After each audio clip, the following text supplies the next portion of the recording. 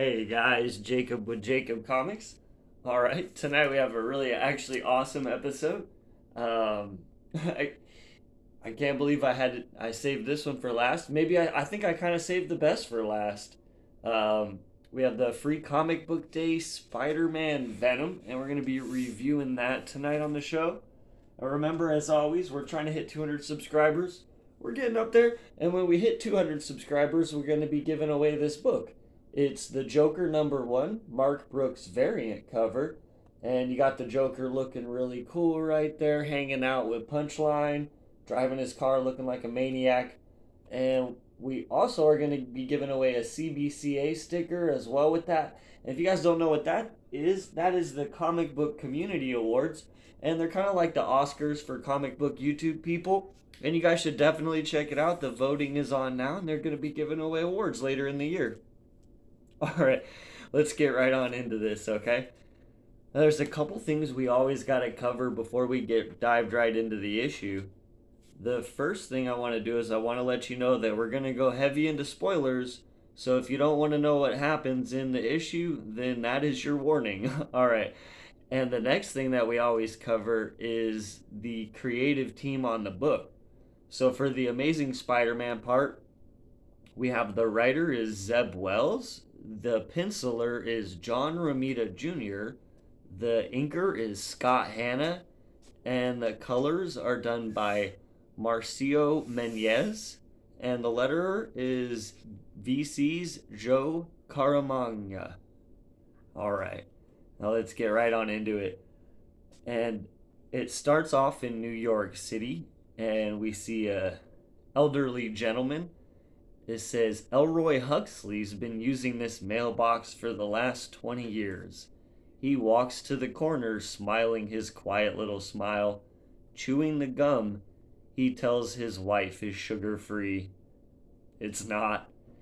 He likes his little secrets, makes him feel like there are still things in this life that are just for him. He's right, and he's wrong. He can't keep secrets from us. But we do have something just for him. And as Elroy Huxley tries to put the mail in the mailbox tries to bite his hand.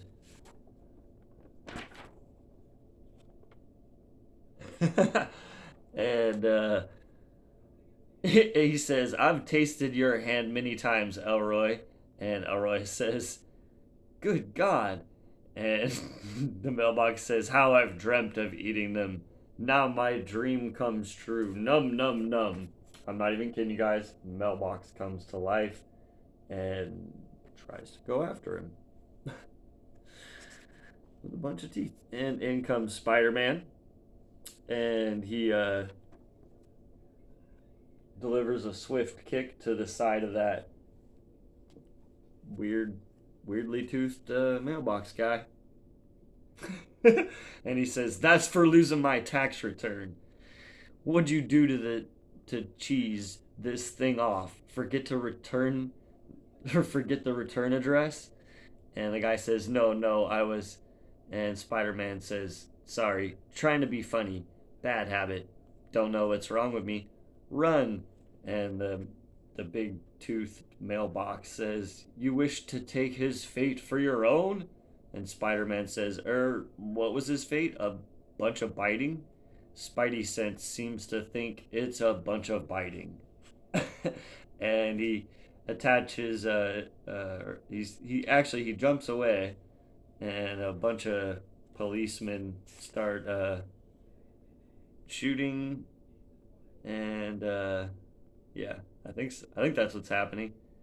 And he's jumping away. He swings around, and says, Slow down. I'm sure it feels good, but it could leave scars. Oh, hey there. Hope you're not alive, too. And the big tooth mailbox says, Eat you, eat thee, eat he, eat she. Every human tastes so good. You're all the same to me.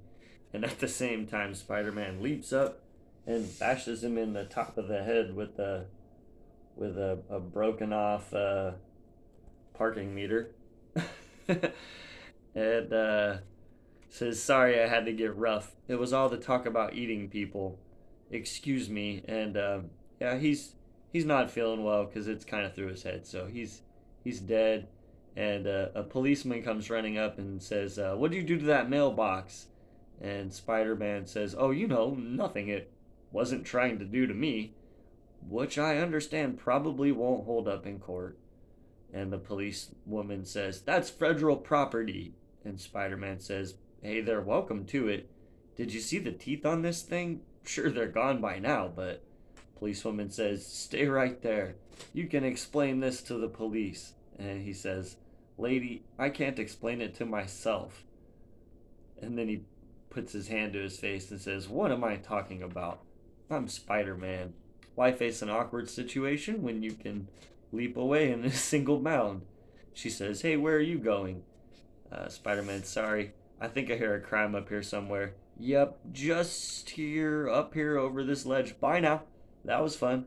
And that was one of the small ones, says a mysterious person. And the reply is, "Oh, yes. And there are many more desperate to please their queen." And here we have Chasm and Madeline. Chasm looking really. I love that character design. He looks he looks hot. And so he goes, "I think we're gonna make a great team, Madeline." And she says, "I should hope so, Ben. We have a lot in common." And it says, "To be continued in Dark Web." And so that's yeah, that's cool. I would say that this Spider-Man is what do you call it, a second cameo, maybe cameo. I don't know, because if they consider 93 first full, then this is, I don't know, but this is definitely just a cameo because that is the only panel he's in. Um, yeah, at least going by Hulk 181. Anyways, moving on to the Venom chapter, and that one is written by Ram V and Al Ewing, and the art is by Stefano Raphael with Alex Sinclair on colors, VC's Clayton Cowles on letters. It says, "The future. Eddie Brock, you walk the path of the magician," says an unnamed entity. Eddie says, "Eddie, that's my name? I barely remember. To get here, so much was taken from me." The unknown person says, "That's the magician's journey, the sacrifice of ego. Magic comes in many forms, but magicians adhere to two dominant philosophies. What they call white magic, that which remakes the world from a place above this world, leaving hands as clean as a surgeon's, and what they call black magic, that which works in the world, for the world, and knows the world's suffering, leaving hands black with blood and heavy with venom."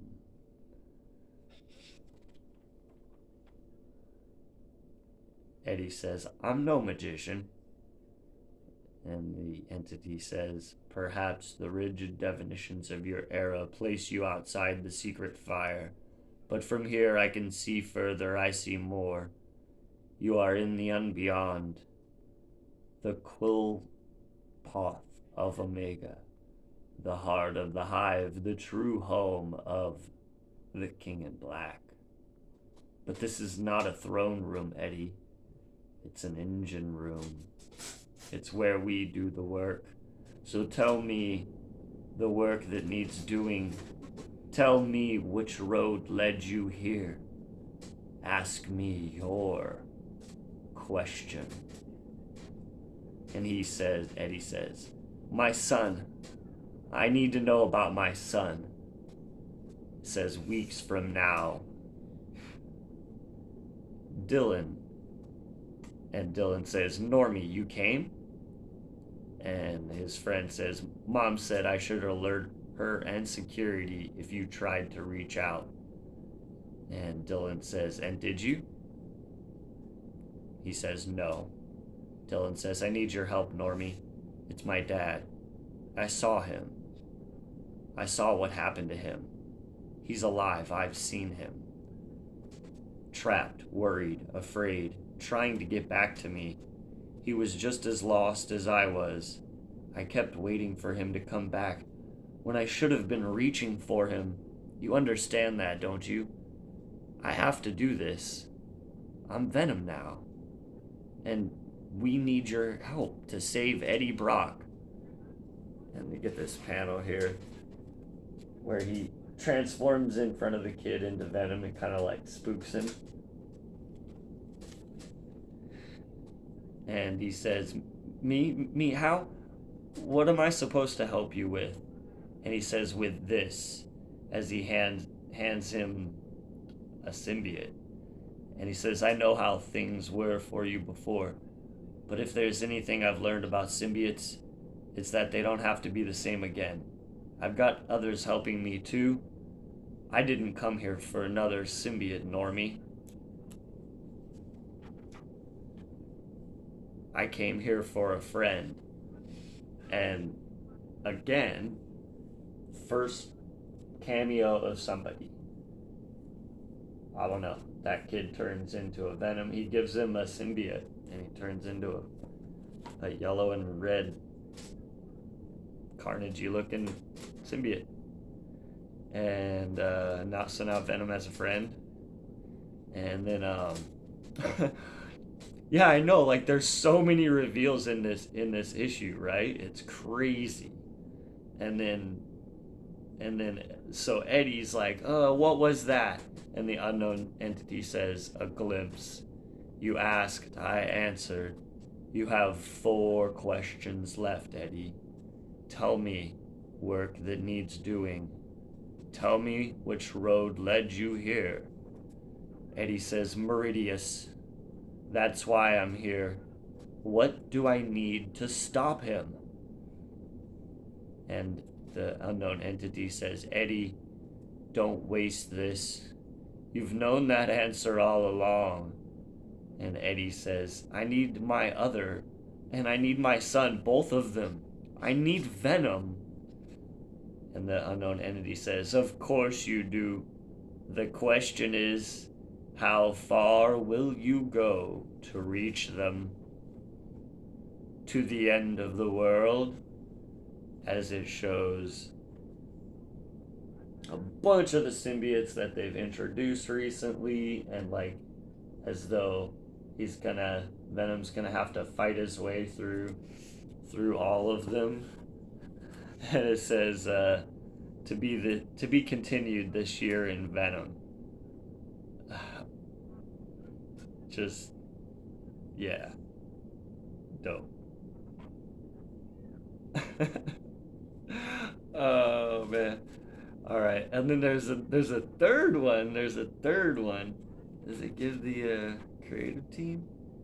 I don't know where the creative team for this is. I am so sorry. Is this it? No.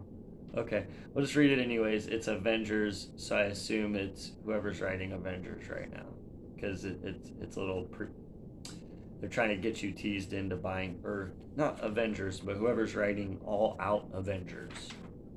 So that creative team is who wrote this. All right, and it says, "The Avengers, my Avengers, the world's only hope is to stop what's coming." And Captain America says, "Tony," and Iron Man says, "Steve."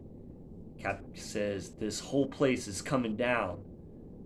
And Iron Man says, "Energy readings are spiking. The Revenant Stone is reacting with the ammunition stores. My advice is to find a window and jump out of it." And then the narrator says, "When the end comes, it will tear them asunder. It will render them fully." And then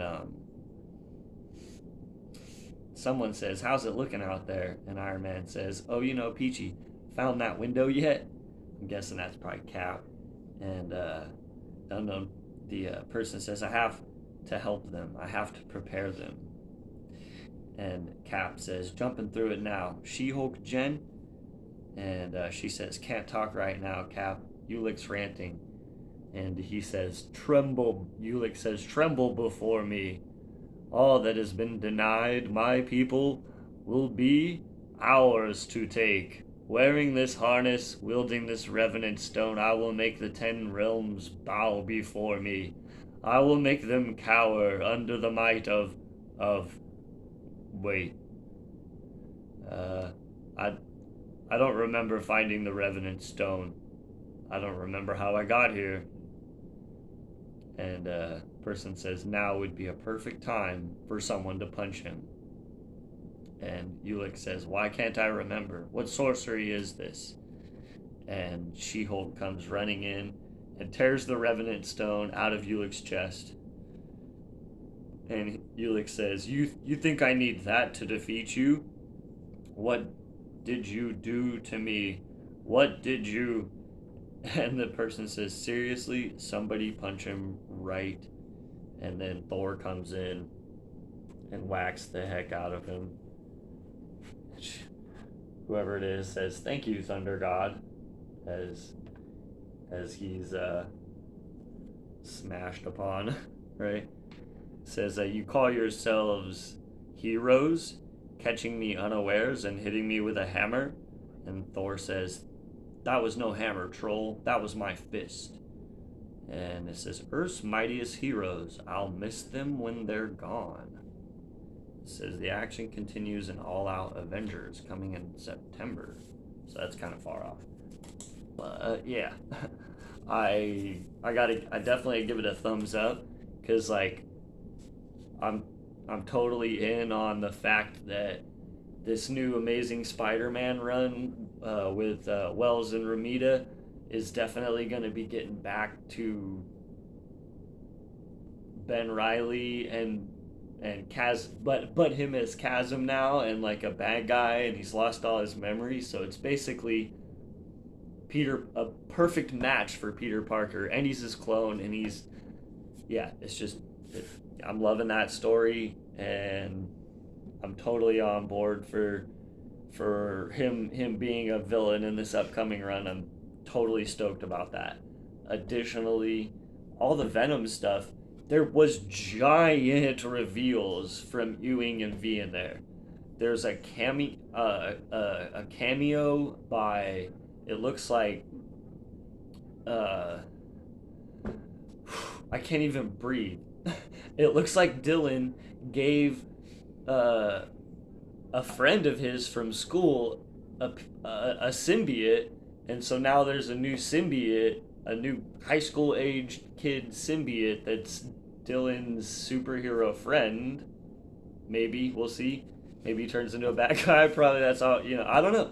But there's that, and then there was like tons of reveals. I didn't show too much because it was a little bit kind of gory, but Eddie's got his eye like it's been blown out with a gun or something. He doesn't have one eye completely. He needs an eye patch for it, but he doesn't have one, and it's just a glaring hole in his head. and he's in some sort of magical afterland talking about how can I take out this guy and the thing that he's talking to is like a hand with candle fingers, and that's it. It's just like from the Addams Family, the Thing. It's just a hand with candle fingers. I'm serious, guys. Oh man, but it was so much fun. Like, all right, because everything was like all these reveals from what's going to be happening like down the road. So this was like the biggest teaser. So if you're a fan of any of these runs right now, I don't know, there was so many spoilers in here for what's to come. Oh my goodness. All right. So I definitely give it a thumbs up. Yeah, I okay. Wells is writing good stuff.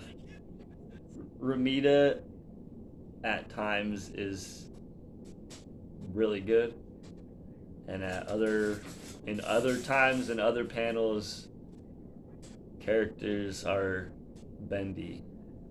Is the best way to describe that.